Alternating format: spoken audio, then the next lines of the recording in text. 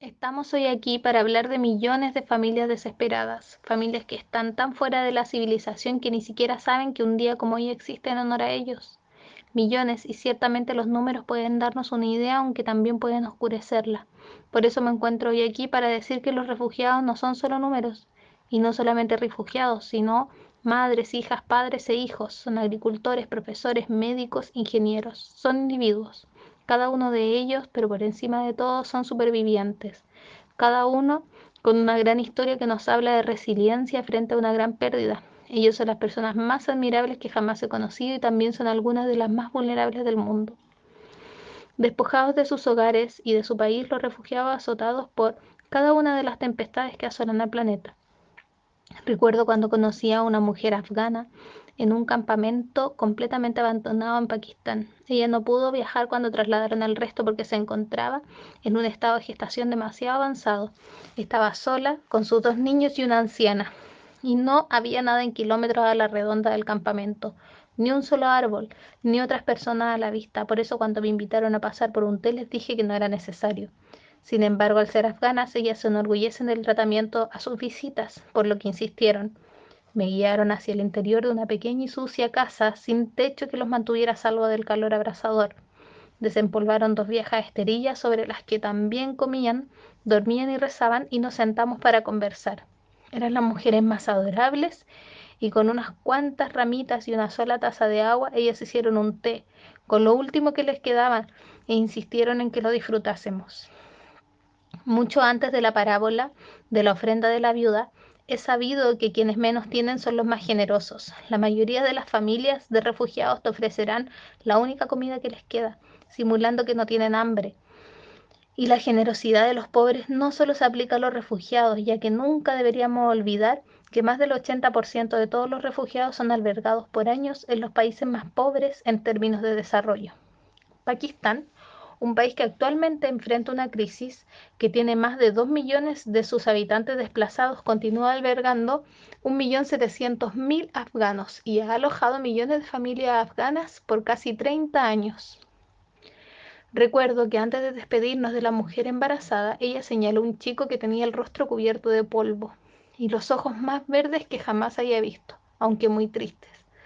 Me explicó que él siempre pedía más comida y lo mucho que le dolía decirle que no tenía nada para ofrecerle. Entonces me preguntó si consideraría llevármelo conmigo, a su hijo, de manera que él pudiera comer. Lo dijo con lágrimas en los ojos. Tal era el grado de su desesperación, una que es inimaginable para cada padre o madre presente en esta sala. Unas semanas después comenzó la guerra en Afganistán y duros enfrentamientos se dieron precisamente en donde esta familia se encontraba. Regresé a esa región 3 veces y lo busqué cada vez que pude. La amenaza del cambio climático y la competencia por los recursos del crecimiento de desigualdad mundial han generado muchos conflictos inabordables, cada vez más profundos, ya sean Darfur, Myanmar o el Valle de Suat o alguna crisis desconocida. Las migraciones masivas serán características de nuestro futuro y debemos adaptarnos a esa inminente realidad. Una vez más los insto a ir más allá de los simples números y enfocarse en el individuo. Recuerdo que en Tanzania conocí a un niño en una tienda de campaña. Él estaba sentado en el piso polvoriento. Había recibido un disparo en su espalda que lo dejó paralizado. Gateó hacia mí para estrechar mi mano. No tendría más de 15 años y unos enormes y hermosos ojos, así con una amplia y resplandeciente sonrisa. A pesar de todo lo que había pasado, él irradiaba risa y amor. Más tarde esa noche pregunté por qué no lo habían trasladado a un hospital. Al menos le habían dado una silla de ruedas y me informaron que habían asesinado a la familia completa del niño, por lo que no había nadie que cuidara de él y tampoco habían aceptado su asilo en otro país y los voluntarios ya habían gastado todo el dinero que tenían para ayudarlo. Pensé en él toda la noche preguntándome qué podía hacer y recuerdo que al día siguiente cuando pasaba por el campamento me encontré con más víctimas de la guerra, niños pequeños famélicos y muertos de miedo, madres que lloraban y padres lastimados. Contemplé un mar de humanidad, todos desesperados y meritorios. Había cientos de miles en ese campamento y millones en el mundo. En ese momento me sentí desesperanzada y sobrepasada al darme cuenta de la magnitud del problema. Sin embargo, más tarde en ese viaje conocí a una niña de 8 años que presenció el asesinato de su familia, momento en el que cogió a su hermano bebé para adentrarse en la jungla y sobrevivir sola. y aterrada por 2 semanas, pero se la arregló para encontrar bananas y así alimentar a su hermano ella misma. Cuando la conocí, la niña no hablaba, solo se balanceaba de adelante hacia atrás, mientras yo intentaba decirle lo valiente que era, pero solo se limitó a mantener la mirada fija en la ventana. Un año después regresé a ese campamento y la vi nuevamente. Todavía era una niña muy tímida, pero ya comenzaba a hablar y se comportaba de manera dulce y educada. Aún así, seguía sin mayor interés en entablar conversación conmigo o con otro. Ella solo quería saber cómo estaba su hermano, que se encontraba con los doctores, y asegurarse de que todo iba bien.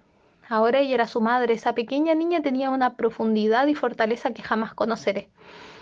En ese viaje y varios que le siguieron, llegué a conocer a los refugiados y no únicamente como la gente más vulnerable en el mundo, sino también como la más resiliente.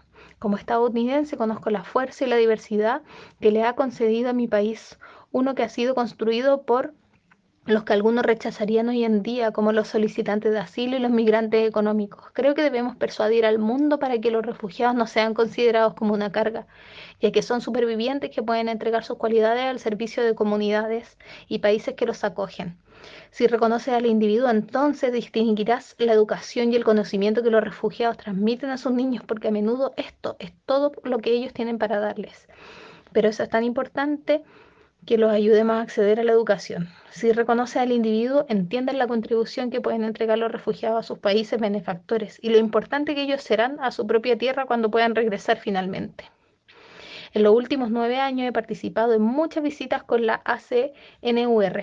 Lo hago para crear conciencia sobre la difícil situación de los refugiados, aunque también lo hago por mí.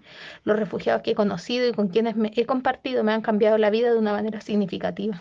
La chica de 8 años que salvó a su hermano me enseñó lo que significa ser valiente. La mujer embarazada en Pakistán me enseñó lo que es ser madre. Y el chico paralizado por un disparo en la espalda, con su gran sonrisa, me mostró la fortaleza de un espíritu inquebrantable.